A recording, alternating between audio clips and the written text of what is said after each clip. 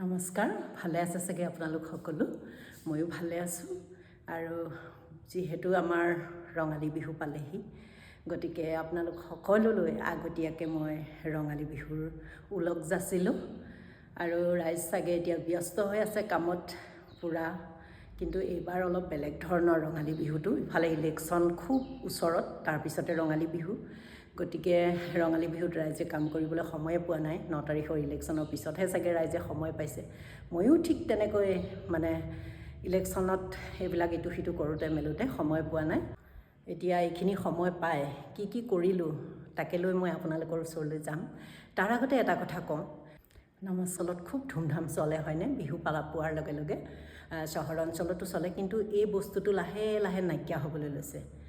মানে আজিকালি টাউনতে নহয়, গাঁও অঞ্চলতো মানুহে কি কৰে, পিঠা আত্মসহায়ক গোটবিলাকৰ পৰা কিনি আনে।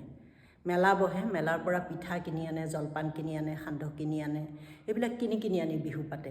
কিন্তু এটা কথা কি, এই বস্তুটো কিনা বস্তুৱে বিহু পাতি জানো ভাল লাগে? সঁচা আচল অৰ্থত চাব দেই আপোনালোকে কথাটো। আপোনালোকৰ ঘৰত যদি বিহুৰ আগত পিঠাগুড়িকেইটা খুন্দি আনি বা তেনেকৈ যা যোগাৰ কৰি তিলখিনি, মিঠৈখিনি, নাৰিকলখিনি ঠিক ঠাক কৰি ধুনীয়াকৈ যেতিয়া পিঠাকেইটা বনাই থাকিব, তেতিয়া কি হয় বাৰু? ইমান এটা বেলেগ ধৰণৰ এটা অনুভৱ নহয়নে বাৰু? সেই অনুভৱবিলাক আজিকালি নাইকিয়া হৈ গৈ আছে আচলতে।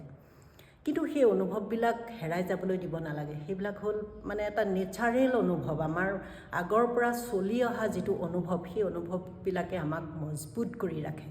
সেই অনুভৱবিলাক হেৰাই যাবলৈ দিব নালাগে। কমকৈ হ'লেও আপোনালোকৰ যদি অসুবিধা কিবা কৰি যেনে তেনে ক'ৰবাৰ পৰা কাৰোবাক কৈ হ'লেও পিঠাগুড়ি কেইটামান খুন্দি মেলি লৈ পিঠাকেইটা বনাই আপোনালোকে সেই অনুভৱটো কিন্তু পাহৰি যাবলৈ আপোনালোকে নিবিচাৰিব। যিকোনো উপায়ে পিঠাকেইটা ঘৰতে বনাব। ময়ো তেনেকৈ কি কৰোঁ, পিঠা পনা বিহুত কেতিয়াও মই কিনি নানো। এনেই কেতিয়াবা কিনি খালেও মই বিহুত পিঠা কেতিয়াও মই কিনি নাখাওঁ। আৰু এই বস্তুটো যেতিয়া কিনি খোৱা, এই বস্তুটো যেতিয়া হৈ যাব কিনি খোৱা, তেতিয়া আমাৰ ল'ৰা ছোৱালীও বুজি নোপোৱা হ'ব।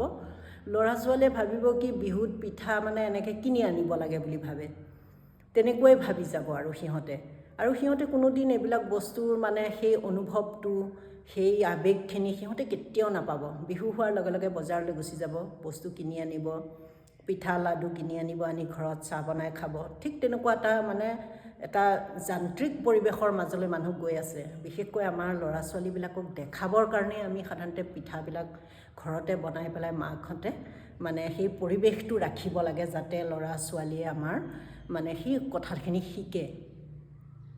এইবিলাক কথা মানুহে ভাবিব নালাগে যে সময় খৰচ হয় বা এইবিলাক কাম কৰিলে বা মোৰ সময় নাই, তেনেকুৱা নহয়। সময় সকলোৰে আছে। আগৰ মানুহৰো আছিল, এতিয়া মানুহৰো আছে। কিন্তু এতিয়া মানুহৰ কি হ'ল, যান্ত্ৰিকতাটো বেছি হৈ গ'ল। তাৰ কাৰণে মানুহে সময় নাই কৰি থাকিবলৈ ল'লে। সেই যান্ত্ৰিকতাৰ পৰা অলপ নিজকে আঁতৰাই আনি নিজক অকণমান নিজৰ লগত ৰাখিব পৰা সময় এইবিলাক।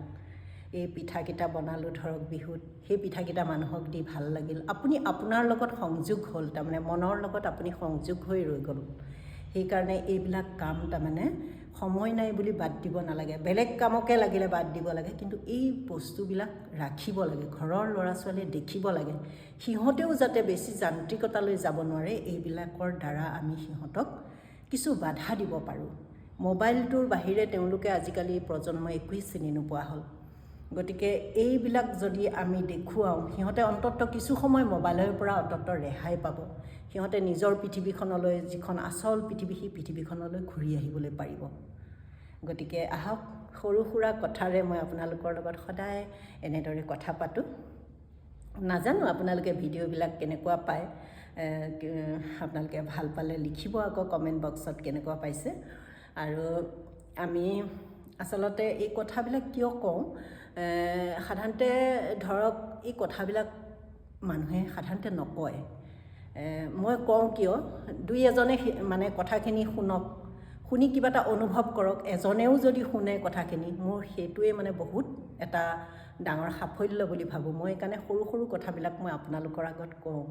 আৰু আপোনালোকে, মই ভিডিঅ'বিলাকত কওঁ, মই লিখা মেলাও কৰোঁ। আপোনালোকৰ যদি কিবা লিখা মেলা ভিডিঅ' আপোনালোকে বিচাৰে বা তেনেকুৱা ভিডিঅ' মই দিব পাৰোঁ। মই উপন্যাস লিখোঁ আৰু গল্প লিখোঁ। মোৰ উপন্যাস আৰু গল্প সংকলন দুয়োটাই আছে। কেতিয়াবা আপোনালোকক তেনেকুৱা লিখা মেলা লাগিলেও বা কেনেকৈ লিখোঁ কি কৰোঁ ক'লে আপোনালোকে কমেণ্ট বক্সত মানে কমেণ্ট কৰিলে মই আপোনালোকলৈ সেয়াও আগবঢ়াম। আৰু আহক আজি সৰু সৰু কথাৰে মই আপোনালোকক লগ পাওঁ। এয়া হ'ল নাৰিকল। এয়া আমাৰ আকৌ ঘৰৰ নাৰিকল এজোপা আছে। তাৰ পৰা আগতেই নাৰিকল কেইটামান পাৰি থ'লোঁ। সেই নাৰিকলকেইটাকে ৰুকি বাকি মানে নাৰিকলখিনি ভাবিছোঁ ভাজি থৈ দিওঁ, তেতিয়া লাহেকৈ পিঠাখিনি বনোৱাৰ সুবিধা হ'ব। আৰু এয়া ভাজিছোঁ নাৰিকলখিনি দেখিছেনে। আৰু এইখিনি তিল ধুই পখালি ৰ'দত দি শুকুৱাই লৈছোঁ।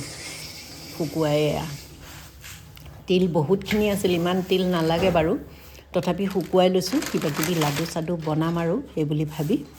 তাৰপিছত এয়া মিঠৈ, আমি সাধাৰণতে গুড় বুলি খুব বেছি নকওঁ, আমি মিঠৈ বুলিয়ে কওঁ। এই তেনেকৈ আৰু যা যোগাৰখিনি কৰি লৈছোঁ আৰু পিঠাগুড়িখিনি খুন্দিলোঁ। খুন্দি পেলাই এতিয়া থৈ দিলে যে বেয়া হ'ব, এইকাৰণে মানে ফ্ৰিজত কেনেকৈ থৈছোঁ চাওকচোন।